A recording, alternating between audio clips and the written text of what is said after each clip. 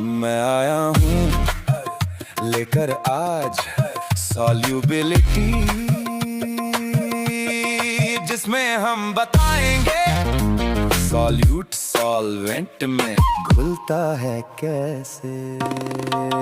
शुरू करने से पहले इतना तो पता ही होगा सबको, by the concept of like dissolve like polar solute घुलता है पोलर सॉल्वेंट में, और नॉन पोलर सॉल्यूट घुलता है नॉन पोलर सॉल्वेंट में। तो फिर चलो हम लोग सॉल्युबिलिटी को पोलर सॉल्वेंट वाटर में देखते हैं, जिसमें हम सॉल्युबिलिटी को दो केस में देखते हैं।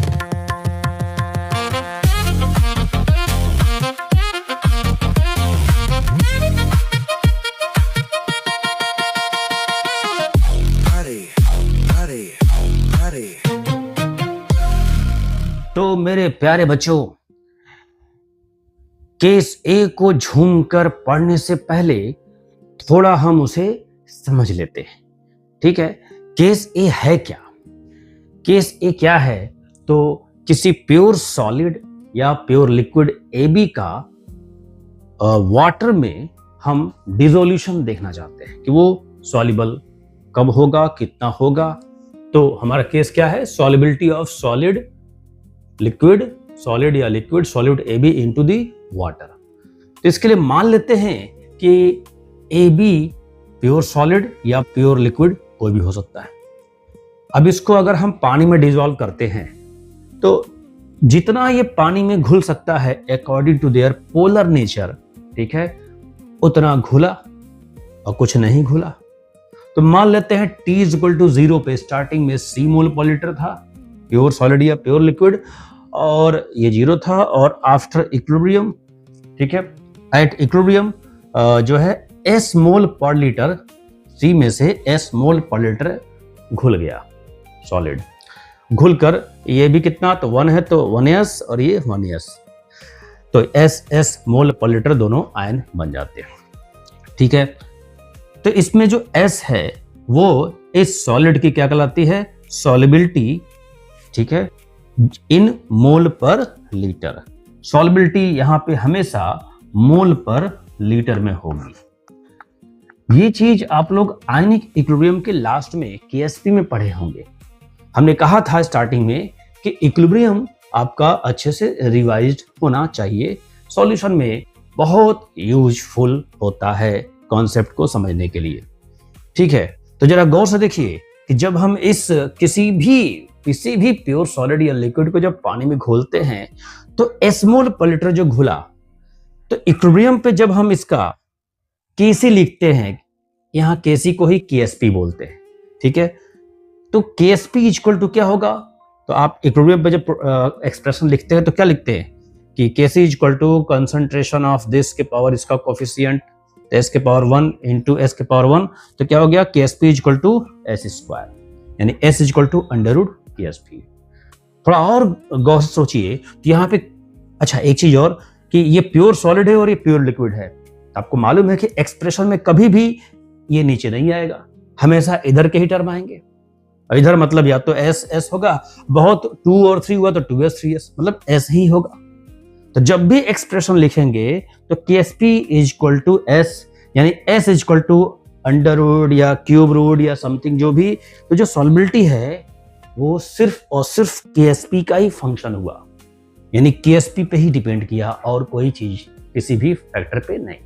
यानी हम कह सकते हैं कि फॉर ऑल AB, चाहे प्योर सॉलिड AB हो चाहे प्योर लिक्विड AB हो, उसकी सॉल्युबिलिटी केवल और केवल KSP पे डिपेंड करती है। अब सोचिए KSP मतलब Kc, तो अगर आप इक्विलिब्रियम में जाएंगे तो Kc कभी भी किसी भी रिएक्टेंट के कंसंट्रेशन, टेकन कंसंट्रेशन या क्वांटिटी या पे डिपेंड नहीं करती। ठीक है, किस पे डिपेंड करती है वो आगे देखेंगे, बहुत आसान सा है। फिलहाल बस ये समझाना में था कि किसी भी प्योर सॉलिड या प्योर लिक्विड की सॉल्युबिलिटी जो है वो केवल और केवल उस सॉलिड की यानी AB के केएसपी पे डिपेंड करती है। थोड़ा और समझते हैं।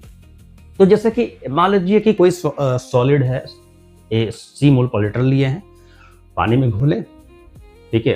अरे मान लीजिए 10 लीटर पानी है और 2 लीटर घोले, तो 2/10 यानी 0.2 मोल पर लीटर हमने पानी में घोला।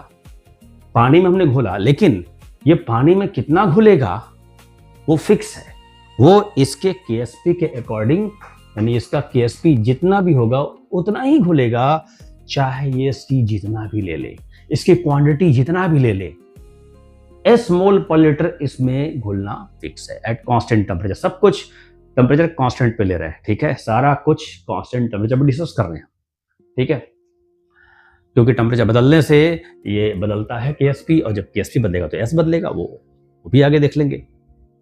तो कुल मिलाकर अगर देखा जाए तो किसी भी सॉलिड का जो सॉल्युबिलिटी एस है, ठीक है, कितना घोलेंगे इस पे डिपेंड नहीं करता। इक्विलिब्रियम मतलब इक्विलिब्रियम तक आते आते जो मैक्सिमम घुला वही उस AB का सॉल्युबिलिटी होता है, चाहे C जितना भी ले ले, ठीक है। तो वही हम नोट पॉइंट कर सकते हैं कि एट इक्विलिब्रियम स्टेट और सैचुरेशन स्टेट, इस इक्विलिब्रियम स्टेट को हम सैचुरेशन स्टेट बोलते हैं।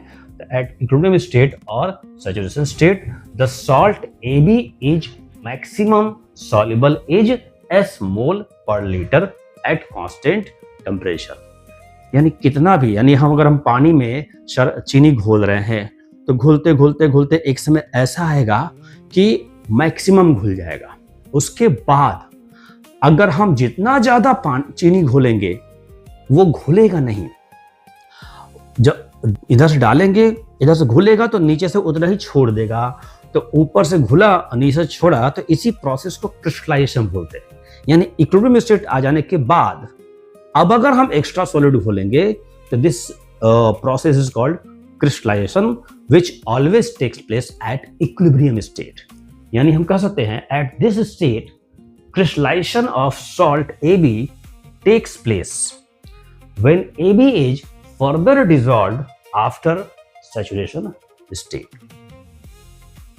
तो कुल मिलाकर हम कंक्लूड करते हैं कि किसी भी AB सॉलिड या लिक्विड का जो सॉल्युबिलिटी है वो सिर्फ और सिर्फ उसके केएसपी पे डिपेंड करती है। तो इस प्रकार हम कह सकते हैं कि किसी भी सॉलिड का सॉल्युबिलिटी जो पानी में हम घोल रहे हैं वो न तो उसके क्वांटिटी पे डिपेंड करती है और न ही उसके टेकन कंसंट्रेशन पे डिपेंड करती है। अब ये किस पे डिपेंड करती है, चलिए इसको हम देखते हैं झूम के।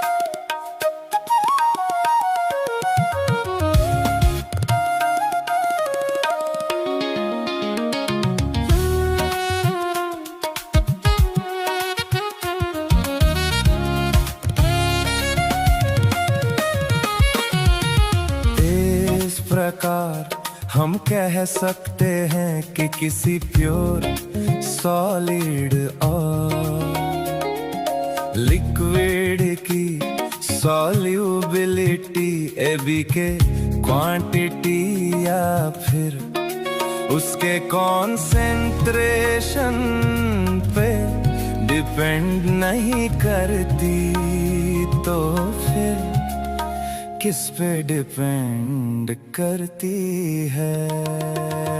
चलो देखते हैं फैक्टर्स अफेक्टिंग सॉल्युबिलिटी। पहला है फैक्टर नेचर ऑफ सॉल्ट, जितना ज्यादा पोलर सॉल्ट उतना ज्यादा केएसपी और फिर उतना ही ज्यादा होता है सॉल्युबिलिटी। दूसरा है फैक्टर टेम्परेचर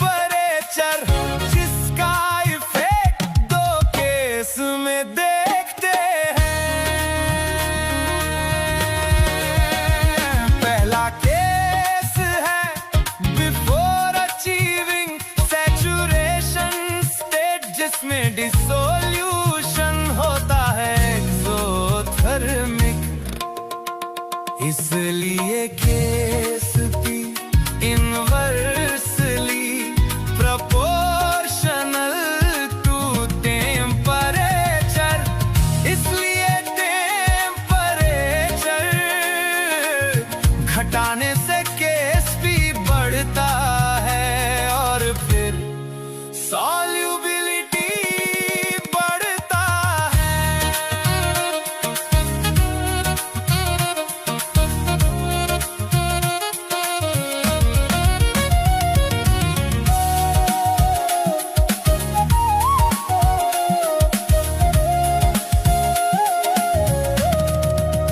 दूसरा केस है आफ्टर अचीविंग सैचुरेशन स्टेट, जिसमें डिसोल्यूशन होता है एंडोथर्मिक।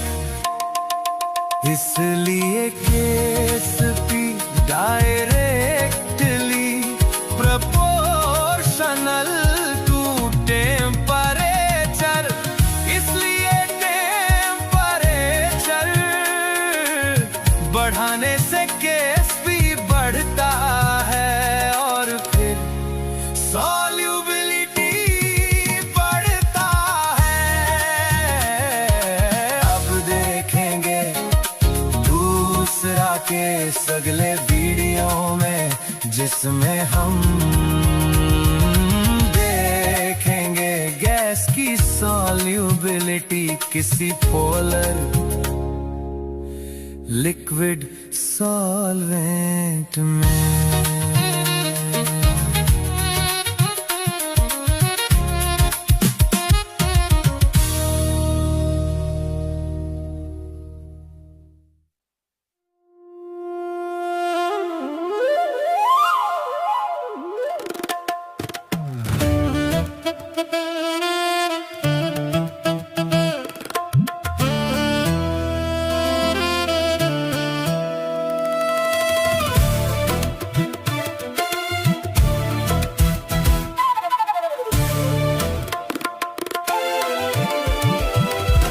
जब कोई गैस को पानी में घोले,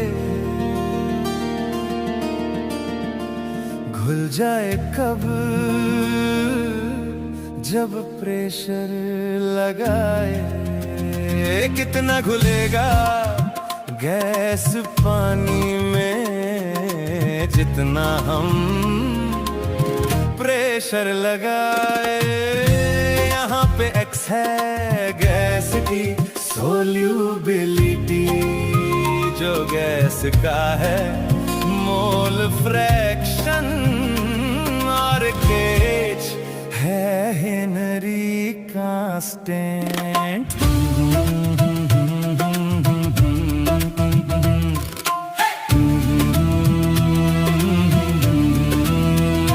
जितना बढ़ाएंगे हम प्रेशर, उतना ही गैस घुलता ही जाए। लीनियर ग्राफ है इसका और tan थीटा है के। है कौन से फैक्टर जिन पे सोल्यूबिलिटी किसी गैस की डिपेंड करती, ये जानना है तो हमको इसके गैस वाटर डिसोल्यूशन इक्विलिब्रियम देखना है।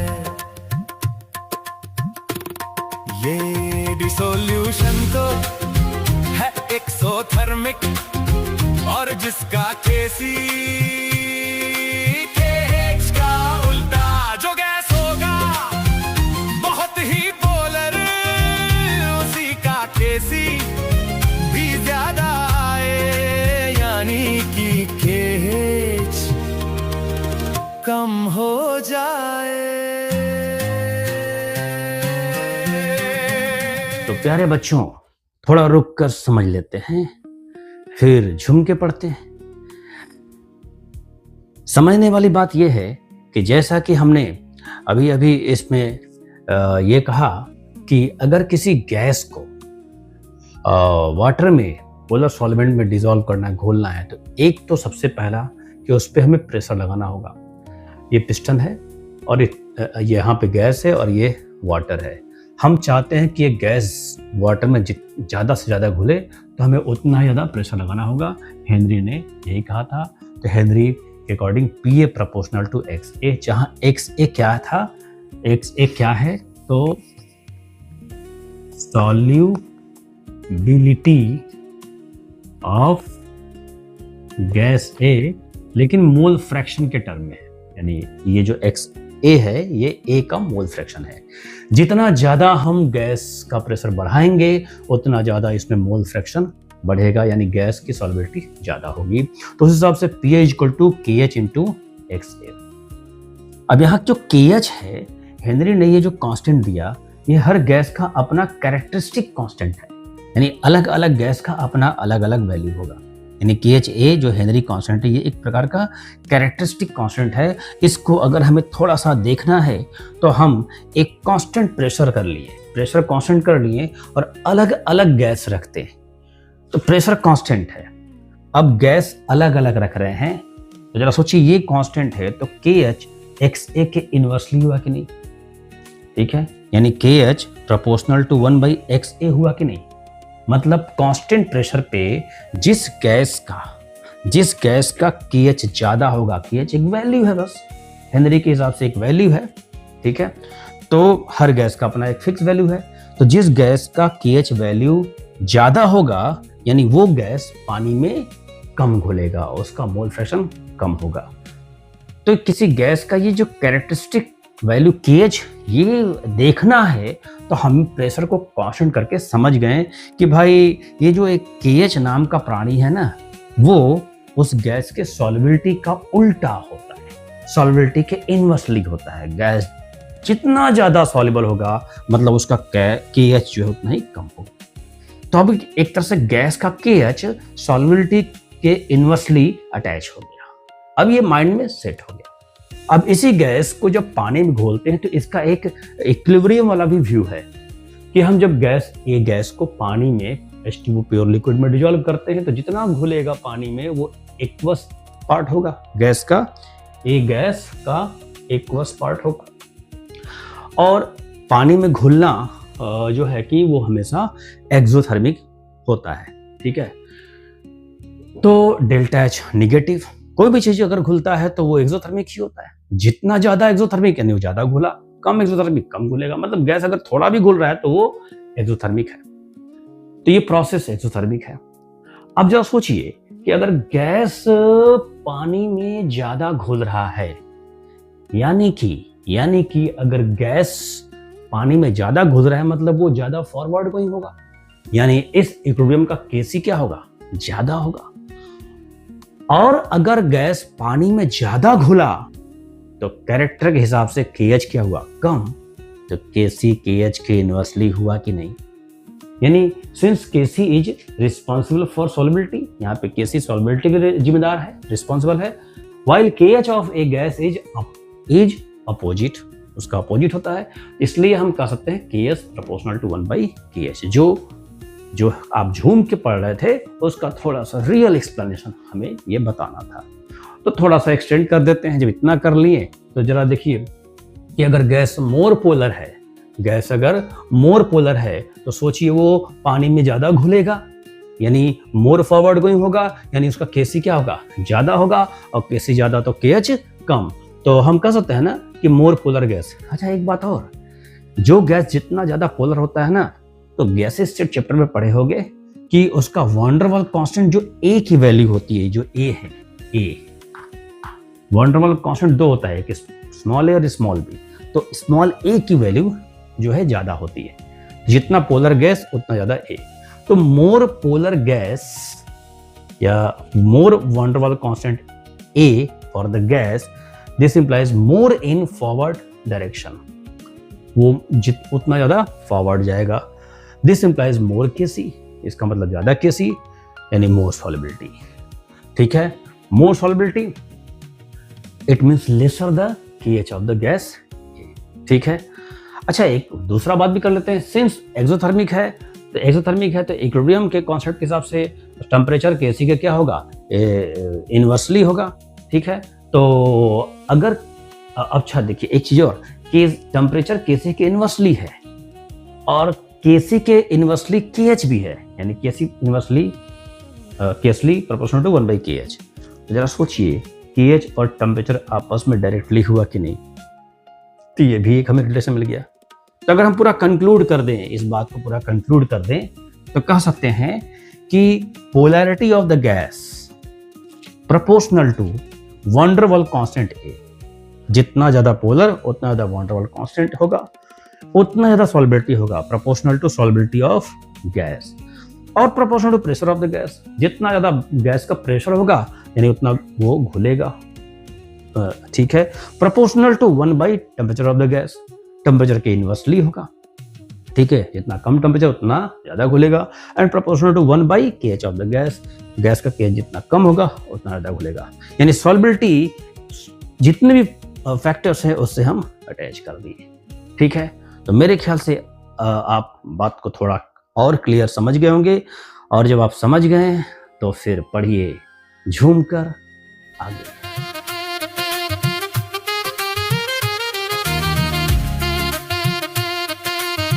इस इक्विलिब्रियम सेटअप को तो देखो, कौन कौन से फैक्टर होने चाहिए जो सोल्यूबिलिटी बढ़ाए। तो चलिए देखते हैं factors affecting solubility of gas into polar solvent water.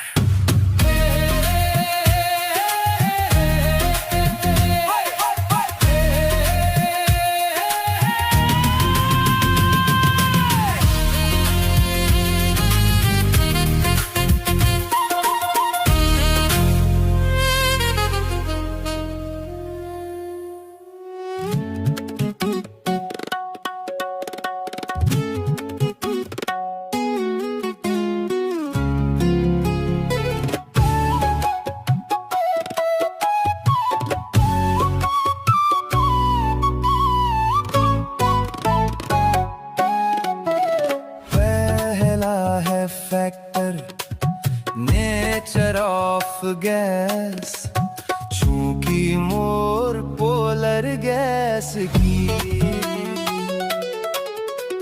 केसी ज्यादा या फिर KH कम होती है, तो ऐसे मोर पोलर गैस की पोलर सॉल्वेंट वाटर में सॉल्युबिलिटी बढ़ जाती है।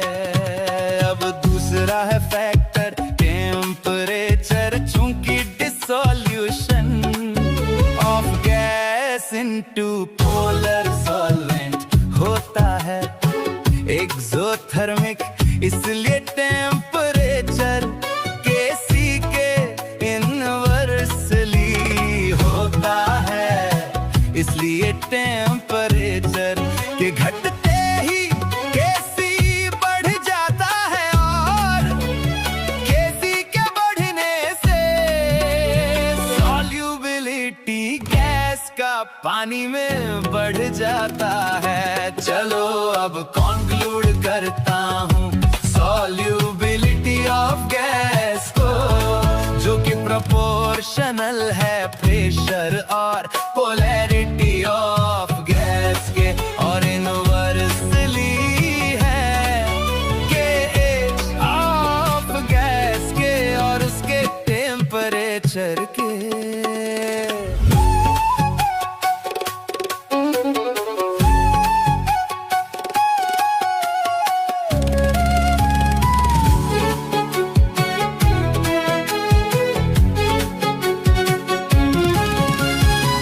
अब समझ में आया कि कोल्ड ड्रिंक के बोतल में CO2 को ज्यादा घोलने के लिए प्रेशर को बढ़ाना होता है और टेम्परेचर को घटाना होता है। उसी तरह से मछली ठंडे दिनों में तालाबों में ज्यादा खुश रहती है, क्योंकि उन दिनों ऑक्सीजन पानी में ज्यादा घुला रहता है ड्यू टू लो टेम्परेचर। और स्कूबा डाइवर का समुद्र के बॉटम पे जाते वक्त है प्रेशर की वजह से ब्लड में गैस का ज्यादा घुलना।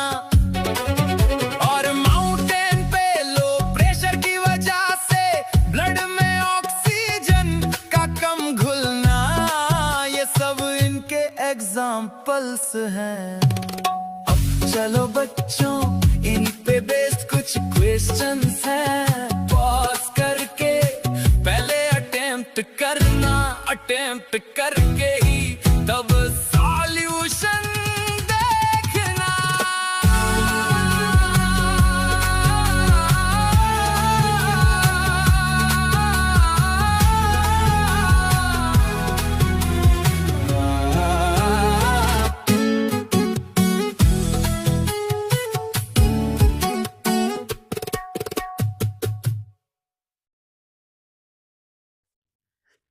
तो मेरे प्यारे बच्चों, उम्मीद करते हैं कि आप लोग पूरी शिद्दत से अटेम्प्ट किए होंगे। अटेम्प्ट करना बहुत जरूरी होता है, क्योंकि योद्धा वही बनता है जो प्रैक्टिस करता है। प्रैक्टिस करने में अगर कहीं असफल हुआ तो अपने ट्रेनर का हेल्प लेता है और फिर उसको दोबारा प्रैक्टिस करता है, और तब तक करते रहता है जब तक कि वो सीख न जाए। बिना अटेम्प्ट किए अगर आप देखते हैं तो ये एक ऑडियंस की तरह है जो बस तमाशा देखी और चल दी। अगर उसी ऑडियंस को परफॉर्म करने को कहा जाए तो कुछ नहीं कर सकती, सिर्फ ताली बजा सकती है। इसलिए ध्यान रहे कि आप सीखने जब जा रहे हैं तो आपको मैदान में उतरना पड़ेगा और प्रैक्टिस करना पड़ेगा। ठीक है, चलिए, तो उम्मीद करते हैं कि आप पहले प्रैक्टिस किए होंगे, लग गया होगा तो अच्छी बात है। ठीक है, फिर भी देखना चाहिए कि प्रोसीड हम कैसे करते हैं। ठीक है, तो चलिए सबसे पहले सॉल्यूशन फर्स्ट। एक्चुअली क्या है कि इस सेगमेंट में मतलब गैस की सॉल्युबिलिटी वाले सेगमेंट में दो प्रकार के क्वेश्चंस बहुत कॉमन है, एक न्यूमेरिकल क्वेश्चंस और दूसरा ग्राफिकल क्वेश्चन। चाहे जेई हो, नीट हो, बोर्ड हो, सब में इस तरह के क्वेश्चंस पूछे जाते हैं। तो एक हमने न्यूमेरिकल लिया, ठीक है, एनसीईआरटी का भी क्वेश्चन है। तो न्यूमेरिकल ये है कि गिवन है कि नाइट्रोजन गैस को इतने बार प्रेशर पे H2O 1 लीटर H2O के ऊपर लगाया गया। तो इतने प्रेशर पे H2O में इसको घोला गया, तो H2O के अंदर वो कितना घुला वो हमें बताना है मोल में। ठीक है, मतलब मिली मोल आ जाएगा तो मिली मोल अपने आप आ जाएगा। ठीक है, बस ये क्वेश्चन है। मतलब अगर किसी गैस को पानी में घोला जाए तो प्रेशर तो लगाना पड़ेगा, तो जैसा प्रेशर वैसा अंदर घुलेगा। तो आई थिंक जब ये क्वेश्चन दिमाग में आएगा तो खट से इकलौता फॉर्मूला है pressure of gas is equal to KH of the gas into mole fraction of the gas. अब एक बात बड़ा ध्यान से कि मोल फ्रैक्शन चूंकि यूनिट लेस होता है, तो जो प्रेशर की यूनिट इधर होगी वही यूनिट इधर होनी चाहिए, यानी KH की भी यूनिट प्रेशर वाली यूनिट ही होगी, यानी दोनों का वैल्यू प्रेशर में ही दिया रहेगा। तो इसका प्रेशर अगर बार में दिया है तो इसको भी बार में रखना होगा। तो ठीक है, तो अगर उतना KH की वैल्यू कितना दिया है 76.48 किलो बार। ठीक है, तो यानी इसको इंटू 10⁻³ कर दीजिए तो बार हो जाएगा। ठीक है, तो अब ये वैल्यू जो KH है वो ये और P/N2 ये, जो कि X/N2 में फाइंड करना है मोल फ्रैक्शन, तो दिस बाय दिस, यानी यहाँ देखिए X/N2 equal to P/N2 by this, यानी ये वैल्यू रख दिए। अब देखिए ऊपर P/N2 0.76 है और नीचे काफ़ी ज़्यादा है। ठीक है, इसका क्या मतलब निकलेगा अभी बताते हैं। तो अब बताइए ये क्या है, X/N2 mole fraction of N2। Mole fraction of N2 क्या होता है, तो number of moles of N2 by total moles of the solution mixture. तो NN2 नीचे क्या है, NN प्लस N वाटर। अब जो ऊपर है मतलब ये, तो ये इतना इसके सामने इतना कम है, ये अगर हम डिवाइड करेंगे तो और भी 0.0000 समथिंग वैल्यू आएगा। इसका मतलब कि नीचे जो वैल्यू है बहुत ज्यादा है, ऊपर वैल्यू बहुत कम है। अब ये वैल्यू यही तो है, तो इसका मतलब वाटर की वैल्यू बहुत ज्यादा है मोल में, और ये इसके सामने ये बहुत कम है। हम चाहे तो ये पूरा लेके भी सॉल्व कर सकते हैं, थोड़ा सा ज्यादा कैलकुलेशन आएगा, लेकिन अगर हम ये डेटा देखकर कि ये बहुत कम आ रहा है, इसका मतलब कि ये बहुत कम होगा। और चूंकि 1 लीटर वाटर लिए हैं, तो 1 लीटर वाटर में तो 55.55 मोल कंसंट्रेशन टर्म में देख चुके हैं कि वाटर की मोलारिटी होती है 55.55 मोल्स पर लीटर, यानी 1 लीटर में इतना मोल वाटर। तो ये बहुत कम है, यानी इसके सामने हम इसको इग्नोर कर सकते हैं and it simply become NN2 by NH2। ठीक है, जो इतना होता है, अब इसको इसमें मल्टीप्लाई करेंगे तो हमें अप्रॉक्सीमेट इतना मोल मिल जाएगा। और इतना मोल का मतलब 1000 से मल्टीप्लाई कर देंगे तो ये करीब करीब इतना मिलीमोल। 1 मोल में 1000 मिलीमोल होता है, तो हम कन्वर्ट कर सकते हैं। This is the answer. तो कहने का मतलब कि न्यूमेरिकल की बात जब होती है तो आपके दिमाग में बस यही फॉर्मूला होना चाहिए। बहुत इंटरेस्टिंग चीज कि इसमें ये जो मोल फ्रैक्शन है, यही है जो है जंक्शन पॉइंट। इससे आपको कंसंट्रेशन टर्म से जोड़ के इस क्वेश्चंस को और भी ज्यादा तरीके से घुमा सकता है। ठीक है, बस यही एक इसका ट्विस्ट पॉइंट है। और ग्राफ की बात करते हैं तो ग्राफ में हम लोग एक चीज जानते हैं ना कि मतलब ग्राफ में कि प्रेशर ऑफ गैस और उसका मोल फ्रैक्शन का ग्राफ लिनियर होता है। और ये थीटा जो है तो tan थीटा इक्वल टू क्या होता है, KH। बस इतना सा ही क्लू काफी है, इतना सा ही क्लू काफी है। ठीक है, अब अगर ये मालूम है तो फिर अब देखिए KH से जुड़ा हुआ बहुत सारा चीज है। KH टेम्परेचर का डायरेक्टली होता है, सॉल्युबिलिटी के इनवर्सली होता है, या पोलैरिटी के इनवर्सली होता है, वन वाला कांस्टेंट एक इनवर्सली होता है। मतलब हम पूरा का पूरा एक कंक्लूजन दे चुके हैं बस। तो अब आपको जैसे कि पहला क्वेश्चन है, मतलब ये क्वेश्चन नंबर 2 है। ठीक है, किसी एक gas, for a gas different temperature पे उसका ग्राफ दिया हुआ है। ठीक है भाई, और उसका ये PA और XC के बीच ग्राफ है और पूछ रहा है इसमें से क्या सही है। तो बहुत सिंपल सा चीज कि भाई अगर जो है कि PA XA के बीच ग्राफ है और इस गिवन टेम्परेचर पे, तो हमें मालूम है कि जो इसका थीटा जो है, tan थीटा जो है वो क्या होता है, KH के बराबर। tan थीटा क्या होता है, KH। और KH हमें पता है कि क्या होता है, प्रोपोर्शनल टू टेम्परेचर, पहले जान चुके हैं। इसका मतलब कि जिसका KH ज्यादा उसका टेम्परेचर ज्यादा। अब बताइए KH किसका ज्यादा होगा, जिसका थीटा ज्यादा होगा। तो थीटा मतलब ये जो थर्ड ग्राफ है, ये थीटा 3, यानी थीटा 3 ज्यादा, देन थीटा 2 उससे कम, फिर थीटा 1। तो अगर ये है थीटा का ऑर्डर तो यही tan थीटा का भी ऑर्डर होगा, यानी यही KH का भी ऑर्डर होगा, यानी यही टेम्परेचर का भी ऑर्डर होगा। यानी इट मींस T3, यानी आपका आंसर क्या है, B। इसी ग्राफ के क्वेश्चन को दूसरे व्यू से भी दे सकता है। ये क्वेश्चन थोड़ा बड़ा होता तो इसीलिए 2 ही ऑप्शन दे दिए, भाई 2 ही में चुन लीजिए कि कौन सा सही है। भाई दे दिया है कि 3 अलग अलग गैस हैं और तीनों का जो है कि ग्राफ दे दिया है, एक ऐसे और उन्हीं गैसेस को फिर ऐसे कर दिया। तो कौन सा ऑप्शन वाला ग्राफ सही है, बस ये बताना है। ठीक है, फिर से वही बात कि हमें मालूम है कि tan theta is equal to क्या होता है, tan theta is equal to KH होता है। यही अब KH होता है तो KH प्रोपोर्शनल टू क्या होता है, 1 बाय सॉल्युबिलिटी। जिसकी सॉल्युबिलिटी कम उसका KH ज्यादा, proportional to 1 by polarity of gas. यानी कुल मिलाकर हम कहें तो tan थीटा मतलब थीटा, tan थीटा ज्यादा मतलब थीटा ज्यादा, तो theta proportional to 1 by polarity of the gas कह सकते हैं कि नहीं। अब हमें यह देखना है कि इनमें से कौन सा गैस मोर पोलर है।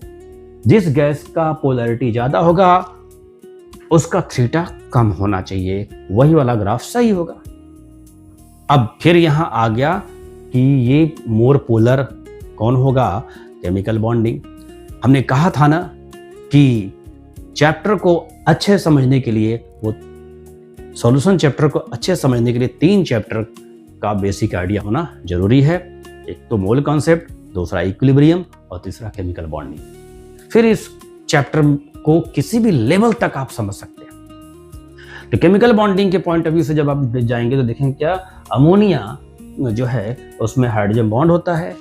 Cl2H2 दोनों ही नॉन पोलर है, क्योंकि ये बड़ा साइज का होता है मॉलिक्यूल, इसलिए इसका मोर वान डेर वाल इंटरेक्शन हुआ और इसका लेस वान डेर वाल इंटरेक्शन। तो कुल मिलाकर ऑर्डर ऑफ इंटरेक्शन यानी ऑर्डर ऑफ पोलरिटी जो है वो आपका ये हो गया, यानी ये मोर पोलर। अब अगर ये मोर पोलर है तो इसका थीटा सबसे कम होगा, ठीक है, यानी सबसे कम थीटा होगा अमोनिया का, उससे ज्यादा Cl2 का, उससे ज्यादा H2 का। तो जरा सोचिए, सबसे कम थीटा वाला अमोनिया, ये वाला ग्राफ, ये यानी ये सही है ग्राफ, ये मैच कर रहा, और ये रॉन्ग, उल्टा बता रहा है, यानी आपका करेक्ट आंसर क्या है, बी। ठीक है, तो इस सेगमेंट में इस दो ही तरह के क्वेश्चंस के पूछने की संभावनाएं होती है, चाहे वो जेई हो, नीट हो या बोर्ड। ठीक है, चलिए बात को आप समझ गए होंगे। अब आगे बढ़ते हैं, कोलिगेटिव प्रॉपर्टी की तरफ पढ़ेंगे हम लोग झूम कर।